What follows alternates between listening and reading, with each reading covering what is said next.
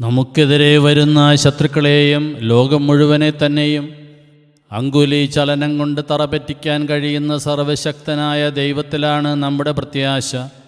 മക്കബായരുടെ 2-ാം പുസ്തകം 8-ാം അധ്യായം 18-ാം വാക്യം. അനന്തരം അവർ പൊതുപ്രാർത്ഥന നടത്തി, കൃപാലുവായ കർത്താവ് തൻ്റെ ദാസരോട് പൂർണ്ണമായി അനുരഞ്ജനപ്പെടണമെന്ന് യാചിച്ചു. നമുക്ക് ദൈവത്തോട് അനുരഞ്ജനപ്പെടാം. കൂദാശകളും നമ്മെ സഹായിക്കട്ടെ.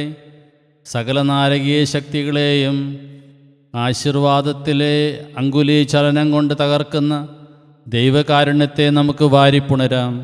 നമ്മുടെ കർത്താവ് ഈശോ മിശിഹായുടെ കൃപയും പിതാവായ ദൈവത്തിൻ്റെ സ്നേഹവും പരിശുദ്ധാത്മാവിൻ്റെ സഹവാസവും കുർബാനയുടെ അമ്മയും ആദ്യസക്രാരിയുമായ പരിശുദ്ധ കന്യാമറിയത്തിൻ്റെ വിമല ഹൃദയം വഴി നമ്മിൽ നിറയട്ടെ. ആമേൻ.